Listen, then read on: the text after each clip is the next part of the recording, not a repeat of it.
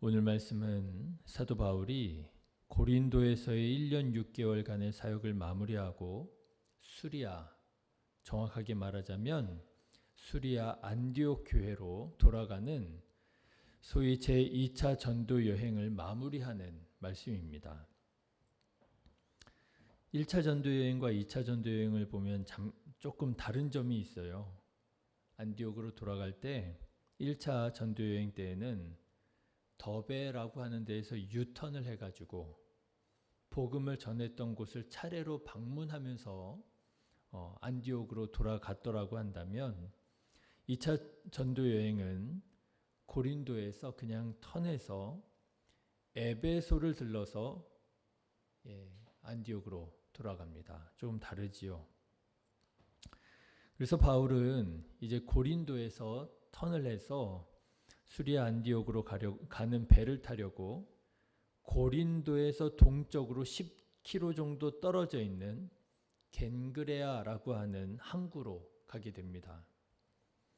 그런데 오늘 말씀을 보면 성경은 바울이 겐그레아에서 배를 타기 전에 머리를 깎았다는 사실을 증언합니다. 여러분 궁금하지 않으십니까? 바울이 머리를 깎는 것이 뭐가 그렇게 중요해서 이 일을 성경에 기록해 둔 것일까요? 성경을 보면 바울이 일찍이 어떤 서원이 있었으므로 깎았다 이렇게 기록해 두었습니다. 여러분 생각해 보십시오. 만일 그 서원이 아주 중요한 서원이어서 머리를 깎았다고 한다면 그 서원이 어떤 서원인지도 우리에게 알려줘야 되지 않겠습니까? 그런데 성경은 그 서원이 어떤 서원인지는 우리에게 또 알려주고 있지 않습니다.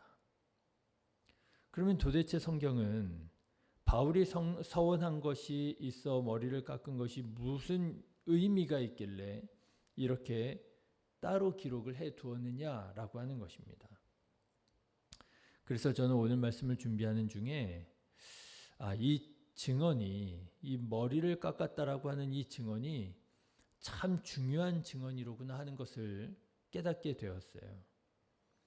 우리는 이 증언을 통해서 바울이 고린도에서 어떤 마음으로 또 어떻게 복음을 전했는지 알 수 있겠더라고 하는 것입니다.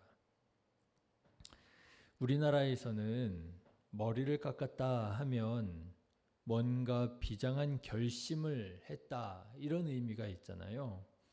내가 이제 좋은 대학교에 가기로 결심했습니다. 이럴 때 머리를 깎고 공부를 하잖아요. 옛날에는 뭐 그런 일들이 있었잖아요. 또는 뭐 여자들이 실연을 당했을 때 머리를 자르고 새롭게 출발할 거야. 뭐 이런 어떤 우리나라에서는 머리를 깎았다 하면 내가 새로운 결심을 하고 이제 뭔가 내가 새롭게 도전합니다. 이런 의미가 있다고 한다면 유대인들은 조금 달랐습니다. 유대인들은 머리를 깎았다라고 하는 말은 결론부터 말씀을 드리자면 나시린의 서원이 끝났음을 의미합니다. 우리나라는 머리를 깎으면 뭔가 이제 새롭게 시작을 하는 걸 의미한다면 유대인들은 머리를 깎았다라고 하는 말은 내가 지금까지 나시린의 서원을 지켜왔는데 이제 끝났습니다라고 하는 의미가 있다는 거예요. 여러분도 아시는 것처럼 유대인에게는 나실인이라고 하는 전통이 있습니다. 이 나실인은 구별된 사람으로 이 전통에 따르면 나실인의 서원을 한 사람은 몇 가지를 반드시 지켜야 했습니다. 독주와 포도주를 먹으면 안 되죠. 그리고 시체를 만지면 안 됩니다. 또 삭도를 머리에 대어 머리카락을 자르면 안 돼요. 이 세 가지를 하면 안 되는 것, 그렇게 구별된 삶을 살아가는 것, 그 사람이 바로 나시린입니다. 여러분 유명한 나시린 있지요?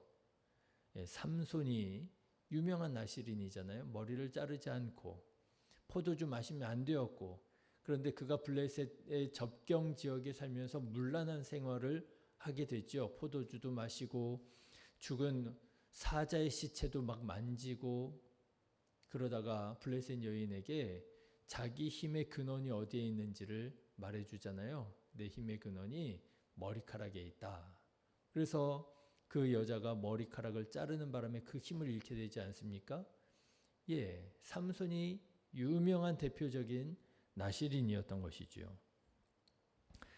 그런데 우리는 이런 전통들을 들으면 그냥 그런가 보다 이렇게 생각하고 넘어갈 수 있지만, 여러분 2000년 전, 3000년 전에 이 유대인들에게 있어서 이 사항들, 나실인의 조항들은요, 지키기가 보통 까다로운 게 아니었더라고 하는 것입니다. 당시 포도주는요, 우리식으로 말하자면 음료수와 같은 개념이에요. 이 지역은 맑은 생수가 별로 없습니다. 그들이 얻을 수 있는 대부분의 물이라고 하는 건 석회가 끼어있는 석회수가 대부분인 거예요. 그래서 맑은 생수를 얻기 어려운 이 지역에서 포도주라고 하는 건 술의 개념이라기보다는요, 음료의 개념이 강했습니다. 그런데 나실인의 서원을 해서 포도주를 마시지 않는다라고 하는 것은 무엇을 의미하겠습니까? 예, 석회수를 마시겠다고 하는 의미가 있는 거예요. 몸에도 좋지 않고 맛도 좋지 않은 그 석회수를 마시려니 쉬운 일이 아니겠지요. 그리고 여러분 생각해 보십시오. 다른 사람들 다 포도주 마시고 있는 자리에서 혼자 석회수를 마셔요. 교제하기가 쉽지 않았을 것입니다. 그런가 하면 당시에는 오늘날처럼 도축하는 시설이 따로 갖춰져 있지 않았겠지요. 언제 어디서든지 부지불식간에 시체를 접할 수 있는 상황이고 형편이었던 것입니다. 따라서 시체와 접촉하지 않으려면 상당한 주의가 필요했을 거예요. 저도 어렸을 때 기억을 해보면 학교에 등교하는 길에 막 어른들이 옆에서 등교하는 길에 닭 잡고 막 이랬던 기억이 있거든요. 그래서 지나가는 학생들한테 닭똥집 막 이렇게 꺼내서 보여주면서 야 이거 먹어라 이러면서 막 놀리고 그러셨었거든요. 저 어렸을 때도 그랬는데요. 2000년, 3000년 전에 어땠겠습니까? 언제 어디서든지 도축할 수 있는 상황이었던 것이지요. 특히 잔치처럼 사람들이 모이는 장소에서는 언제나 도축이 이루어질 수 있었기 때문에 나실인은 모임에 참석하는 것도 무척 조심스러웠을 거예요. 뭐 결혼식이 있다, 장례식이 있다, 무슨 잔치가 있다, 절기가 있다. 당연히 의당 가서 축하해주고 함께 기뻐하고 해야 될 텐데도 불구하고 거기 혹시 도축이 이루어지지 않았을까? 시체에 부정하게 내가 이렇게 접촉이 일어나면 어떻게 될까? 이런 걱정과 이런 유의를 늘 하면서 살아야 됐을 것이라고 하는 거죠. 그런데 또 나실인들은 머리에 삭도를 대지 않았으므로 사람들이 딱 보면 이 사람이 나실인의 서원을 했구나 라고 하는 걸 금방 알 수가 있었을 거예요. 이렇게 나실인으로 서원을 하고 구별된 삶, 거룩한 삶을 살다가 보면 여러분 여러 가지 불편한 일이 있지 않겠습니까? 그 여러 가지 불편한 일들을 감수하면서 살아가는 거예요. 왜요? 하나님 앞에 구별된 삶이라고 하는 것이 거룩한 삶이거든요. 다른 사람들 다 마음과 아무런 제재 없이 아무런 불편 없이 다 할 수 있는 것을 스스로 절제하고 다른 사람들과 나를 구별하여 살아가는 것, 그게 거룩한 삶이었기 때문에 나실인의 서원을 한 사람은 내가 하나님 앞에 이렇게 구별된 성별된 거룩한 삶을 살아갑니다. 그렇게 자기 자신을 내어드렸던 거예요. 그런데 이제 나실인의 서원이 끝나게 되었다 할 때 하게 되는 일이 뭐냐면 바로 그동안 되지 않았던 삭도를 머리에 대는 거예요. 머리카락을 자르는 것이죠. 자, 그러니까 여러분 지금 사도 바울이 고린도에서 열심히 1년 6개월 사역을 하다가 이제 수리아 안디옥 교회로 돌아가기 위하여 배를 타러 겐그레아 항구로 가게 됩니다. 그런데 겐그레아 항구에 도착하자마자 배 타기 전에 머리를 깎았다라고 하는 말은 뭐냐면요. 나시린의 서원이 끝났다라고 하는 것을 의미하는 거예요. 자, 그런데 여러분, 이 사실을 뒤집어 보면 어떤 의미가 될까요? 사도 바울은 지금까지 고린도에서 어떤 신분으로, 어떤 사람으로 있었다라고 하는 거예요? 나시린 신분으로 고린도에서 사역을 했다라고 하는 게 의미가 되는 거예요. 바울은 이방 땅 고린도에서 나시린 신분으로 전도하고 나시린 신분으로 교회를 세웠다라고 하는 거예요. 그런데 이 사실이 매우 좀 이상합니다. 생각해 보십시오. 나시린의 신분으로 이방 땅 고린도에서 전도하고 교회를 세우는 것이 쉬웠을까요? 어려웠을까요? 전도하고자 하면 사람들이 있는 데로 가야 되잖아요. 전도하고자 하면 그들과 함께 교제 나눠야 되잖아요. 그런데 나시린의 서원을 한 거예요. 그러면은요, 사람들 만나는 것, 교제 나누는 것 여러 가지로 어떻게 했습니까? 불편하잖아요. 사람들 모여있는 잔치집이라든지 어떤 그런 경조사라든지, 그런데 이제 가려고 보면은요, 혹시라도 시체가 있을까 늘 걱정해야 되는 거예요. 그런 접촉이 일어나지 않을까. 다른 사람에게 복음을 전해서 그들을 예수를 믿는 자들로 만들고 싶은데요, 다른 사람을 만나서 교제를 하려고 하는데 다른 사람들 다 마시는 포도주를 못 마시는 거예요. 자기 혼자 석회수 마시고 있어야 되는 거예요. 아마도 바울은 이 나시린의 서원한 것으로 인해서 고린도에서의 전도하고 교회를 세우는데 여러 가지로 지장이 있었을 것입니다. 그런데 이상한 거죠. 이제 그 나시린의 서원이 끝날 때쯤에 어떻게 보면 이제 마음껏 사람들 만나고 마음껏 복음을 전하고 마음껏 교회를 세울 수 있게 된 그때쯤에 사도 바울은 갱그레아 항구로 와서 나 이제 나시린의 서원이 끝났습니다. 머리 깎고 어디로 가는 거예요? 수리아 안디옥으로 돌아가는 거예요. 이제 마음 편하게 좀 사람들 만나서 복음을 전하고 교회 세울 수 있는 그때 말입니다.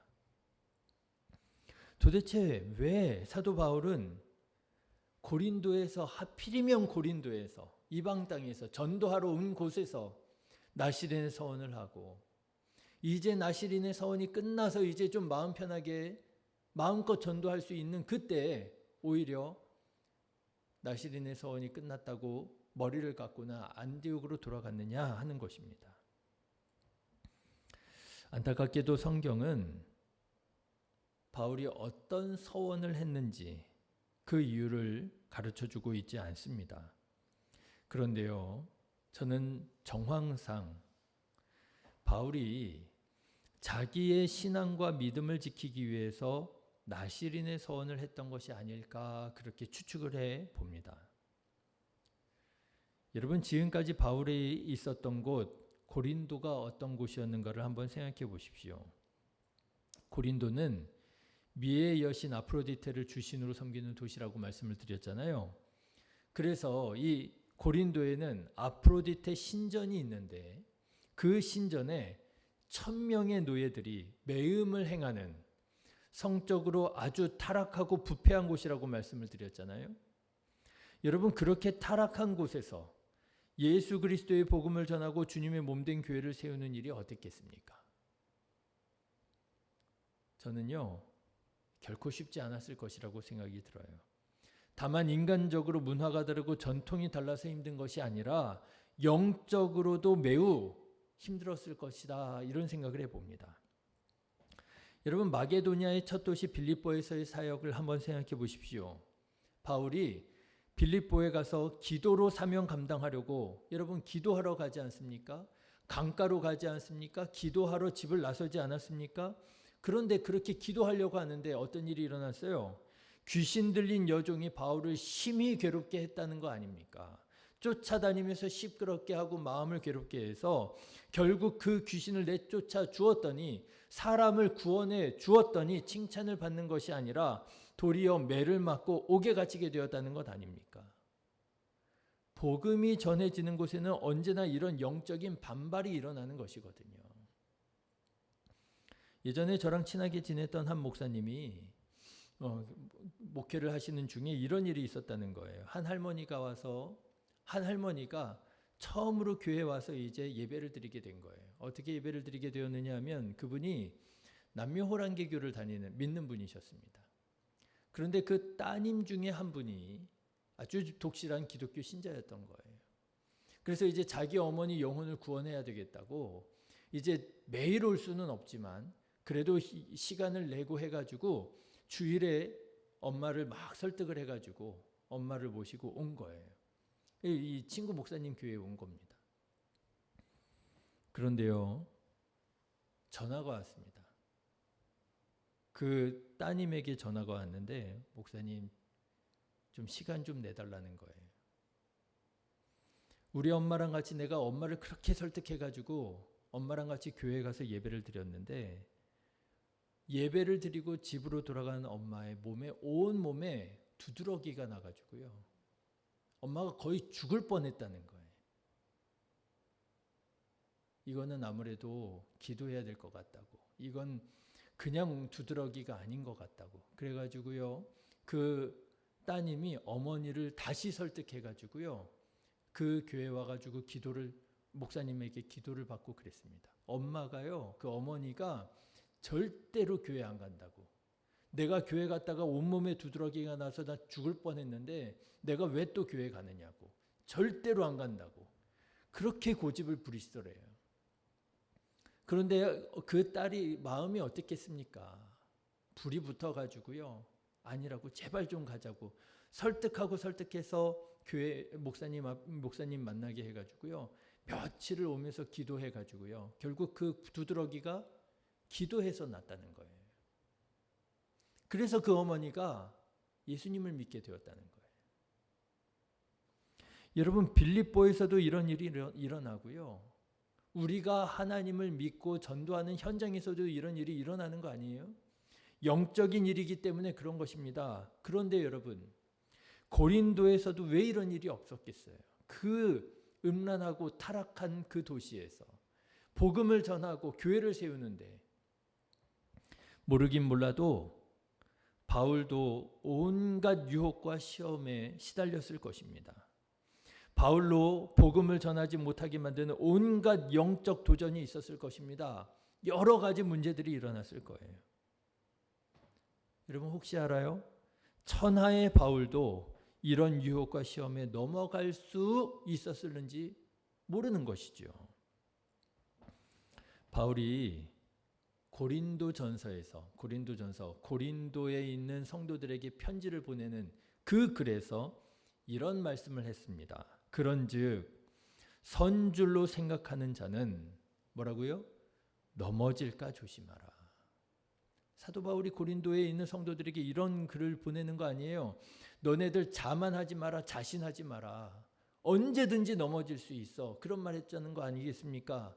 사도 바울 자신도 그렇지 않았겠어요? 사도 바울은 넘어지지 않도록 나시린의 서원을 했었던 것이 아니겠느냐라고 하는 것입니다. 내가 이 음란한 곳에서, 내가 이 타락한 곳에서, 내가 설령 혹시 내가 잠깐 실수한다면 나도 넘어질 수 있을 텐데, 어떻게 하면 내가 믿음을 지키고 신앙을 지키고 내가 이곳에서 주님께서 맡겨주신 사명을 감당할 수 있을까? 나시린의 서원을 해야 되겠다. 구별된 삶을 살아야 되겠다. 독주와 포도주를 마시지 말고, 시체를 가까이 하지 말고, 머리에 삭도를 대지 않고 내가 복음을 전해야 되겠다. 이렇게 나시린의 신분으로 복음을 전하는 것이 여러 가지로 불편하겠고 여러 가지로 어렵겠지만, 내가 이렇게 하지 않으면 나도 넘어질 수 있겠다 말이지요. 그렇게 사도 바울이 자기 자신을 구별했을 때 더욱 깨어서 구별된 삶을 살 수 있었을 것이고요. 자연스럽게 유혹과 시험이 줄어들지 않았을까 하는 것입니다. 물론 바울이 정말 이런 의도로 나시린의 서원을 했었는지는 알 수가 없습니다. 정황상 그럴 수 있겠다라고 하는 거예요. 그러나 적어도 분명한 사실은 바울이 이렇게 구별된 나시린의 모습으로 이런 효과를 누리면서 고린도에서 사역을 했음은 분명합니다. 사랑하는 성도 여러분, 이런 믿음의 결단과 서원이 우리에게도 있게 되시기를 주님의 이름으로 축원합니다. 많은 그리스도인들이 말로는 세상이 타락했다고 부패했다고 너무나 시험이 많고 유혹이 많다고 비판을 하고 하소연을 하면서도 정작 그 세상을 살아갈 때에는 아무런 결단 없이 아무런 서원 없이 그저 무방비 상태로 살아가더라고 하는 것입니다. 그러지 않아요? 말로는 이 세상이 얼마나 타락했는지 모른다고 말은 그렇게 해요. 그런데 이 험한 세상을 살아가면서 아무런 결단이 없어요. 그러니 여러분 어떻게 세상의 유혹을 이기고 어떻게 구별된 자로 거룩하게 살아갈 수 있겠느냐라고 하는 거예요. 결국 물에 술 탄 듯 술에 물 탄 듯 그리스도인인지 세상 사람인지 아무런 구별됨 없이 세상 사람들과 똑같이 살아가게 되고 그저 세상을 원망하고 세상을 변명하고 세상을 핑계하고 살아가더라고 하는 것 아니겠습니까? 저는 오늘 말씀을 묵상하면서 우리에게 결단이 필요하구나라고 하는 걸 깨닫게 되었어요. 구별된 삶을 살아가겠다고 하는 이 다짐과 결단이 우리에게도 필요하구나. 하나님, 나는 이 세상 살아가는 동안 거룩하신 하나님의 백성으로서 세상과 구별되어 거룩하게 살아가겠습니다. 여러분 이런 결단이 필요하지 않겠습니까? 여러분 우리에게도 이런 서원이 필요하지 않겠습니까? 예수님, 나는 예수 그리스도의 제자로서 세상의 말에 귀를 기울이지 않고 오직 예수님의 말씀에만 귀를 기울이겠습니다. 말씀해 주십시오. 주의 종이 듣겠습니다. 나를 보내어 주십시오. 내가 여기에 있습니다. 사랑하는 성도 여러분, 이런 믿음의 결단이 있으시기를 주님의 이름으로 축원합니다. 이런 믿음의 서원이 있을 때야 우리는 이 험한 세상, 이 타락한 세상, 이 음란한 세상 속에서 구별된 자로 하나님의 백성으로 예수님의 제자로 살아갈 수 있게 되리라고 믿습니다. 저는 우리 신의교회 성도님들도 이런 믿음의 결단들이 있어서 나시린의 서원을 하여 고린도에서 복음을 전하고 교회를 세웠던 바울처럼 우리도 이 땅 가운데에서 우리의 가정 가운데에서 구별된 자로 하나님의 나라를 세우며 살아가게 되시기를 주님의 이름으로 축원합니다. 기도하겠습니다.